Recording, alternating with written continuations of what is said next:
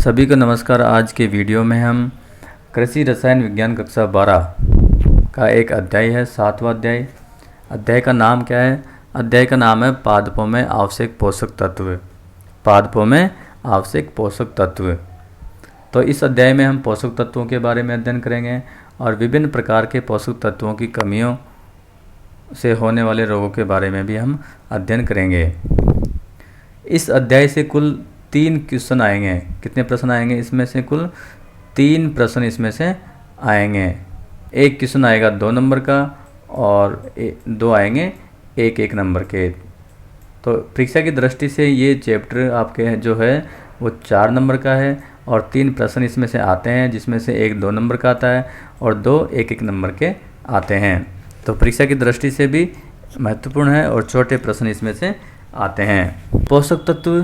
पोषक तत्व क्या होते हैं, इनके बारे में हम देख लेते हैं। सभी तत्व जिनकी पौधों को वृद्धि एवं उपापचय में आवश्यकता होती है पोषक तत्व कहलाते हैं, और इनकी कमी से पौधों में वृद्धि रुक जाती है और उपापचय क्रिया भी उनमें ठीक प्रकार से नहीं हो पाती। तो पोषक तत्व पौधों के लिए बहुत ही महत्वपूर्ण होते हैं। पौधों के लिए पोषक तत्वों की अनिवार्यता की कसौटी, यानी किसको पोषक तत्व माना जाए, किसको पोषक तत्व माना जाए और किसको पोषक तत्व नहीं माना जाए। इसके लिए वैज्ञानिक था एक D.I. आर्नन। क्या नाम था वैज्ञानिक का? D.I. आर्नन नामक वैज्ञानिक था। इसने पोषक तत्वों की अनिवार्यता की कसौटी निर्धारित की थी और उन्होंने कहा था कि पोषक तत्व उसी को माना जाएगा जो निम्न शर्तें पूरी करता हो। तो शर्त D.I. आर्नन नामक वैज्ञानिक ने 3 शर्तें यहाँ पे प्रस्तुत की थी। पहली क्या है?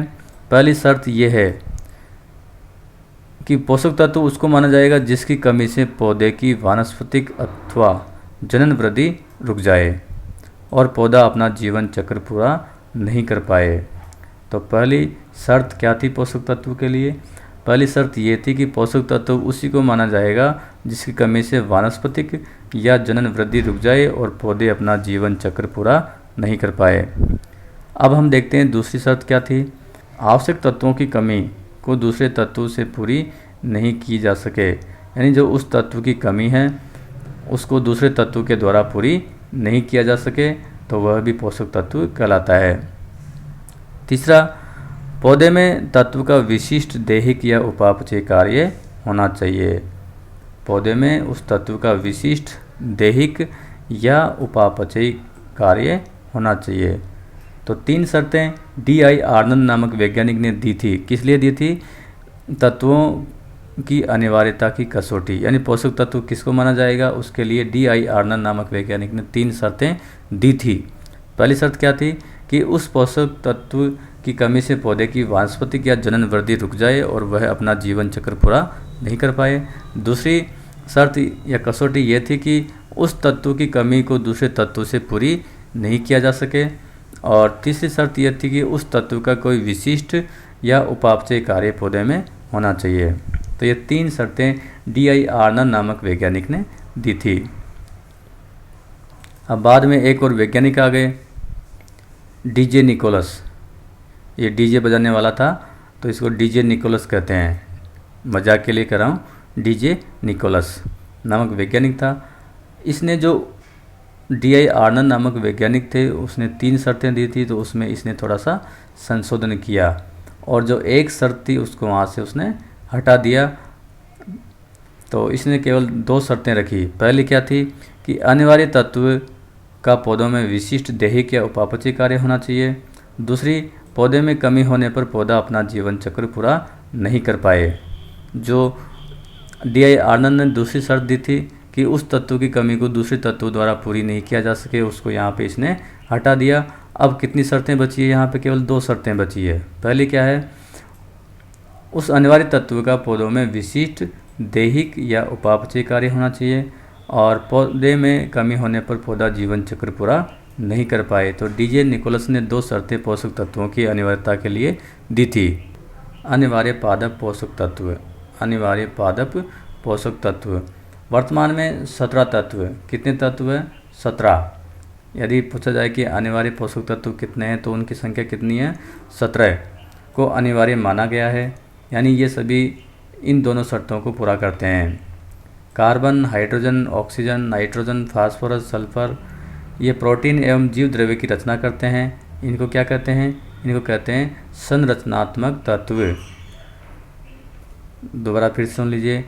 Carbon C, hydrogen H, oxygen O, nitrogen N, phosphorus P, sulphur S ये क्या करते हैं? प्रोटीन एवं जीव द्रव्य की रचना करते हैं।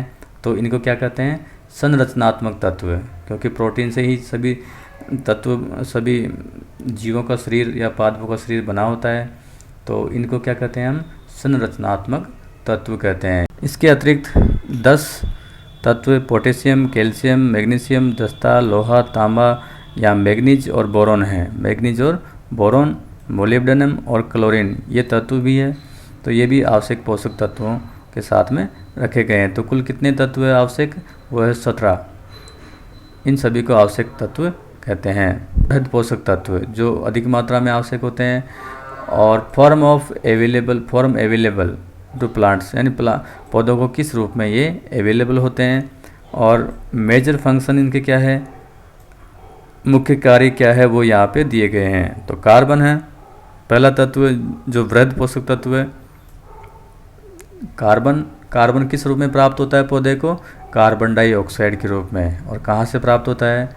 कार्बन डाइऑक्साइड की तो बहुत सारी मात्रा है, वायुमंडल में बहुत सारी मात्रा है, तो वहाँ से ये सीधे कार्बन डाइऑक्साइड को प्राप्त करता है।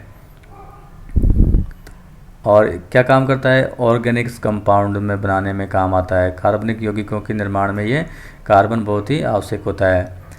दूसरा तत्व होता है हाइड्रोजन, H, जिसको H से दर्शाते हैं, और H2O के रूप में ये पौधे को प्राप्त होता है। अब आप सोचेंगे कि H2O क्या होता है? तो ये क्या होता है H2O? ये होता है जल। और पौधे को जल कहाँ से प्राप्त होगा? पौधे को जल प्राप्त होगा जमीन से। तो यह भी कार्बनिक यौगिकों के निर्माण में काम आता है। तीसरा तत्व है ऑक्सीजन, O2 से लिखते हैं। तो कार्बन डाइऑक्साइड के साथ में भी O2 होता है, और H2O में भी O2 होता है। तो वायुमंडल से और ज़मीन से, दोनों से ये पौधे को प्राप्त हो जाता है। कार्बनिक यौगिकों के निर्माण में यह काम आता है। फिर है फास्फोरस, इसको P से दर्शाते हैं। और ये किस रूप में अवेलेबल होता है पौधों को? ये अवेलेबल होता है H2PO4- या HPO4-2, H2PO4- या HPO4-2 के रूप में पौधों को अवेलेबल होता है न्यूक्लिक एसिड, न्यूक्लिक अम्ल बनाने में, और फास्फोलिपिड में, और ATP का पूरा नाम क्या होता है? Adenosine triphosphate. तो वहाँ पे भी ये काम आता है। इसके बाद में पोटेशियम, इसको K से दर्शाते हैं, और K+ के रूप में जड़ों के द्वारा पौधों को प्राप्त होता है। और क्या काम आता है? वाटर बैलेंस स्टोमेटा, जो रंध्र होते हैं उनको, उनकी क्रियाविधि, उनके खुलने और बंद होने को ये नियंत्रित करता है। प्रोटीन संश्लेषण में भी ये काम आता है। फिर है नाइट्रोजन, ये बहुत ही इंपॉर्टेंट है नाइट्रोजन, क्योंकि प्रोटीन का निर्माण करता है। तो 2 रूप में ये अवेलेबल होता है, NH4+ यानी अमोनियम आयन के रूप में, NH4+ अमोनियम आयन के रूप में। तो जो धान की फसल होती है वो नाइट्रोजन को अमोनियम आयन के रूप में ग्रहण करती है। इसके अलावा बाकी सभी फसलें इसको नाइट्रेट आयन NO3- के रूप में ग्रहण करती है। तो प्रोटीन, न्यूक्लिक अम्ल, हार्मोन्स और क्लोरोफिल के निर्माण में ये काम आता है। इसके बाद में सल्फ़र, ये SO4- के रूप में पौधों को अवेलेबल होता है, और प्रोटीन निर्माण में भी ये काम आता है। इसी प्रकार कैल्शियम, ये Ca+2 आयन के रूप में अवेलेबल होता है। सेल वाल और मेम्ब्रेन के निर्माण में काम आता है। एंजाइम के एक्टिवेशन में, उनको सक्रिय करने में ये काम आता है। इसी प्रकार अंत में है मैग्नीशियम, Mg+2 आयन के रूप में पौधे को प्राप्त होता है, और क्लोरोफिल और एंजाइम एक्टिवेशन में ये काम आता है। अब हम देखते हैं वृहद पोषक तत्व, जिनकी पौधे को अधिक मात्रा में आवश्यकता होती है। ये 3 प्रकार के होते हैं। मुख्य या प्राथमिक पोषक तत्व, प्राइमरी जो पोषक तत्व होते हैं वो कितने होते हैं? 3 होते हैं, नाइट्रोजन, फास्फोरस और पोटेशियम। इनको शॉर्ट में हम कहते हैं NP और K। क्या कहते हैं? NPK, नाइट्रोजन, फास्फोरस और पोटेशियम, यह क्या है, प्राथमिक पोषक तत्व। दूसरा है द्वितीयक पोषक तत्व, ये क्या है, कैल्शियम, मैग्नीशियम और सल्फर। कैल्शियम को लिखते हैं Ca, मैग्नीशियम को लिखते हैं Mg और सल्फर को लिखते हैं यहाँ पे हम S। तो ये द्वितीयक पोषक तत्व है, कैल्शियम, मैग्नीशियम और सल्फर। और अन्य हैं कार्बन, हाइड्रोजन और ऑक्सीजन।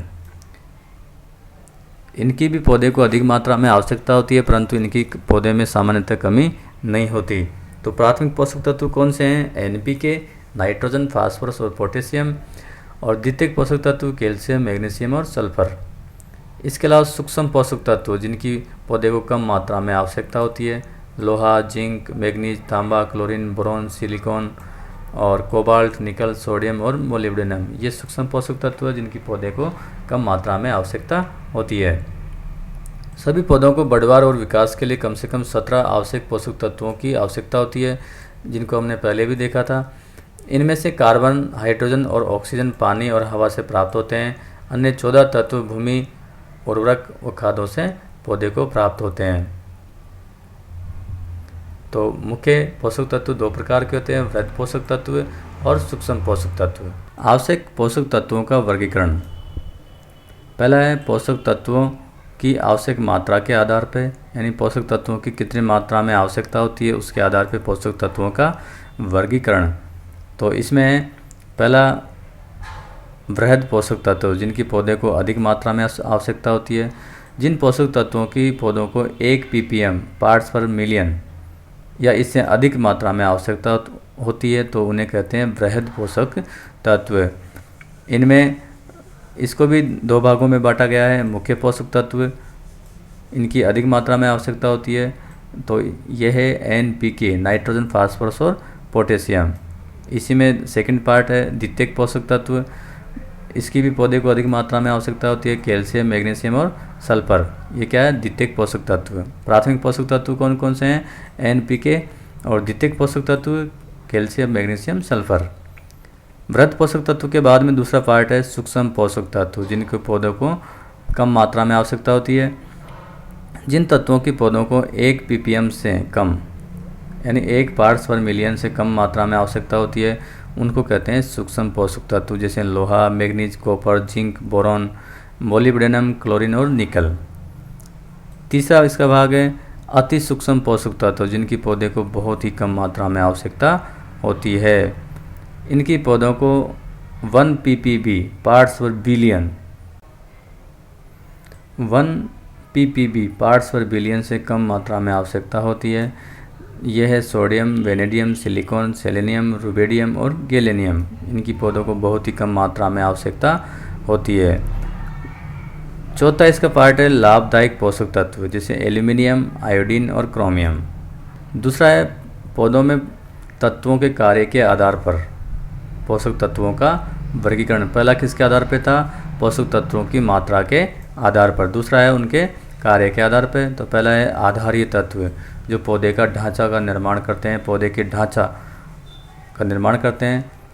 पौधे का लगभग 95% भाग इनसे बना होता है, जैसे कार्बन, हाइड्रोजन और ऑक्सीजन। कार्बन, हाइड्रोजन और ऑक्सीजन।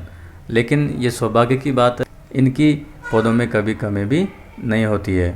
दूसरा है संरचनात्मक एवं ऊर्जा नियामक, यानी पौधे की संरचना का निर्माण करते हैं और ऊर्जा के नियामक के रूप में भी ये काम आते हैं, जैसे ATP के निर्माण में। ये पौधों की संरचना एवं ऊर्जा संग्रह का कार्य करते हैं, जैसे नाइट्रोजन, फास्फोरस और गंधक। नाइट्रोजन, फास्फोरस और गंधक। इसी प्रकार तीसरा है नियंत्रक एवं वाहक का कार्य करते हैं, जो पौधों की उपापचय क्रियाओं को नियंत्रित करते हैं। पौधों की उपापचय क्रियाओं को नियंत्रित करते हैं एवं आयन वाहक का कार्य करते हैं, जैसे कैल्शियम, पोटेशियम और मैग्नीशियम। इसी प्रकार कई तत्व होते हैं जो उत्प्रेरक के रूप में कार्य करते हैं। यह तत्व अभिक्रिया में उत्प्रेरक के रूप में कार्य करते हैं, जैसे लोहा, जिंक, कॉपर, बोरॉन और क्लोरीन। ये कई अभिक्रियाओं में उत्प्रेरक का कार्य करते हैं। तो तीसरा वर्गीकरण का आधार जो है वो यह है पौधों में पोषक तत्वों की गतिशीलता के आधार पर, यानी किस तत्व की गति कितनी है, ज़्यादा है, कम है या वो तत्व अचल है, उसके आधार पर भी पोषक तत्वों को वर्गीकृत किया गया है। पहला है अत्यधिक गतिशील। ये बहुत ही अधिक गतिशील तत्व होते हैं, जैसे नाइट्रोजन, फास्फोरस और पोटेशियम। ये बहुत ही अधिक गतिशील है, तो इन तत्वों की कमी के लक्षण पौधों में निचली पत्तियों में दिखाई देते हैं और पुरानी पत्तियों में दिखाई देते हैं। दूसरा है मध्यम गतिशील, मैग्नीशियम और जिंक, ये कम गतिशील है। तीसरा है अल्प गतिशील, जो बहुत ही कम गतिशील होते हैं, गंधक, लोहा, कॉपर, मोलिब्डेनम और क्लोरीन। और चौथा है अचल तत्व, ये गति नहीं करते, अचल होते हैं, जैसे कैल्शियम और बोरॉन। पोषक तत्वों की मात्रा एवं पादप वृद्धि में क्या संबंध होता है? तो पहला है अभाव, यानी पोषक तत्वों का अभाव होने पर क्या होता है। पोषक तत्वों की वह मात्रा जब उस पोषक तत्व की कमी के लक्षण पौधे में दिखाई दें और पैदावार घट जाए। अभाव कब कहते हैं? जब उस पोषक तत्व की कमी के लक्षण पौधे में दिखाई दे और पैदावार घट जाए, पौधे की वृद्धि रुक जाए और अत्यधिक कमी होने पर पौधे मर भी जाते हैं। दूसरा है इसमें क्रांतिक स्तर। वह स्तर जब तत्वों की आपूर्ति करने पर पौधों की रुकी हुई वृद्धि पुनः होने लगती है। यानी एक स्तर ऐसा होता है जब उस तत्व की पुनः पूर्ति करने पर पौधे की वृद्धि होने लग जाती है। यह तत्वों में अभाव और पर्याप्त मात्रा के मध्य की अवस्था है। यानी पौधे में अभाव और पर्याप्त स्तर के बीच का स्तर कौन सा है? क्रांतिक स्तर। इस स्तर पर यदि पौधे को पोषक तत्व मिल जाएंगे तो वह वापस वृद्धि करने लग जाता है। तीसरा है पर्याप्त स्तर। इस स्थिति में पौधे को पोषक तत्व देने पर उसकी वृद्धि में कोई खास फर्क नहीं पड़ता। क्यों नहीं पड़ता खास फर्क? क्योंकि उस पौधे को पहले से ही पर्याप्त मात्रा में पोषक तत्व उपलब्ध है। अब यदि उसको और पोषक तत्व दिए जाएंगे तो उसकी वृद्धि में कोई प्रभाव नहीं पड़ेगा। इसके बाद में चौथा जो स्तर है वो है विषैला स्तर। जब पोषक तत्वों की मात्रा बहुत ज़्यादा बढ़ जाती है, इसमें तत्व का सांद्रण इतना अधिक बढ़ जाता है कि वह पौधे को हानि पहुंचाता है और पौधों की उपज घटने लग जाती है। यानी पोषक तत्वों की बहुत अधिक मात्रा होने पर भी पौधे के लिए वो विष का कार्य करता है और पौधे की वृद्धि उसमें घट जाती है। तो 4 स्तर है। अभाव, इसमें कमी हो जाती है और उसकी कमी के लक्षण पौधे को दिखाई देते हैं। क्रांतिक स्तर में पौधे को उस पोषक तत्व की पुनः पूर्ति कर दें तो उसकी वृद्धि वापस होने लगती है। पर्याप्त स्तर में पोषक तत्वों की मात्रा बढ़ाने पर कोई प्रभाव नहीं पड़ता। और विषैले स्तर, इसमें अधिक मात्रा के कारण पौधों को नुकसान होता है। मृदा में पोषक तत्व प्राप्ति के स्रोत, यानी मृदा में पोषक तत्व कहाँ कहाँ से आते हैं? तो पहला है खाद और उर्वरकों के द्वारा आते हैं, फसल के अवशेषों के द्वारा आते हैं, मृदा सुधारकों द्वारा, वर्षा के द्वारा, दलहनी फसलों के द्वारा नाइट्रोजन स्थिरीकरण से भी प्राप्त होते हैं और असहजीवी जीवाणुओं द्वारा पोषक तत्वों की प्राप्ति होती है। तो पहला कौन सा है? खाद एवं उर्वरकों द्वारा।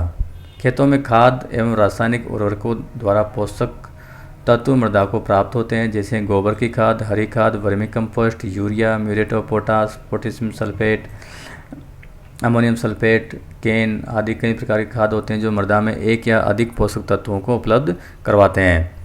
दूसरा है फसल के अवशेष। पौधों के वानस्पतिक अवशेषों, पत्तियां, जड़, तना के विघटन से मिट्टी में पोषक तत्व प्राप्त होते हैं। जो पौधे के अवशेष होते हैं उन पर सूक्ष्म जीव क्रिया करते हैं और पोषक तत्वों को वापस मृदा में मिला देते हैं। तीसरा, मृदा सुधारकों द्वारा। भूमि को सुधारने के लिए विभिन्न प्रकार के भूमि सुधारकों का प्रयोग किया जाता है जिनके द्वारा मृदा को पोषक तत्व प्राप्त होते हैं, जैसे जिप्सम, पायराइट्स, चूना आदि। वर्षा के द्वारा भी मृदा में पोषक तत्वों की पूर्ति होती है। बादल कड़कने से वायुमंडलीय नाइट्रोजन पानी में घुल जाती है। इसी प्रकार दलहनी फसलों द्वारा नाइट्रोजन स्थिरीकरण से दलहनी पौधों की जड़ों में छोटी छोटी ग्रंथियां पाई जाती है जिनमें राइजोबियम जीवाणु होता है जो नाइट्रोजन स्थिरीकरण का कार्य करता है। यह जीवाणु वायुमंडलीय नाइट्रोजन को नाइट्रेट में परिवर्तित कर देता है। तो पोषक तत्वों की पूर्ति इसके द्वारा भी हो जाती है।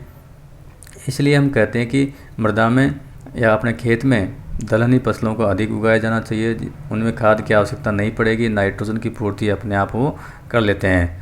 छठा है असहजीवी जीवाणु द्वारा। मृदा में उपस्थित एजेटोबैक्टर और क्लास्ट्रीडियम वायुमंडल में नाइट्रोजन को यौगिकों में बदल देते हैं जिससे नाइट्रोजन की आपूर्ति मृदा में हो जाती है। पौधों में आवश्यक तत्वों के विशिष्ट कार्य क्या क्या होते हैं? विशिष्ट कार्य की ही यहाँ पे हम बात कर रहे हैं, बाकी बहुत सारे कार्य होते हैं। पहला, कोशिका अंगों एवं उपापचय यौगिकों के संरचनात्मक घटक के रूप में। कोशिका के अवयवों को सुव्यवस्थित बनाए रखने के लिए, उनको सुचारू रूप से कार्य करने के लिए भी पोषक तत्वों की आवश्यकता होती है। ऊर्जा रूपांतरण अथवा स्थानांतरण में भी ये पोषक तत्व सहायक होते हैं, और एंजाइम अभिक्रियाओं को उत्प्रेरित करने के लिए भी ये पोषक तत्व काम में आते हैं। तो आज के वीडियो में हमने पोषक तत्वों के बारे में बात की। पोषक तत्वों के लिए आवश्यक अनिवार्यता की कसौटी क्या क्या है उसके बारे में बात करी हमने। कुछ पोषक तत्वों की अवेलेबल फॉर्म क्या क्या होती है, मुख्य कार्य क्या क्या होते हैं, उनके बारे में बात करी। कई पोषक तत्वों की कमी के लक्षणों के बारे में बात करी, और पोषक तत्वों के वर्गीकरण के बारे में आज के वीडियो में हमने बात की। इसी प्रकार के अन्य वीडियो देखने के लिए हमारा चैनल स्टार साइंस आप देखते रहिए। अगले वीडियो में हम प्राथमिक पोषक तत्वों NPK की पौधों में कार्य, उनकी कमी से होने वाले नुकसान क्या क्या है, उन सभी के बारे में अध्ययन करेंगे।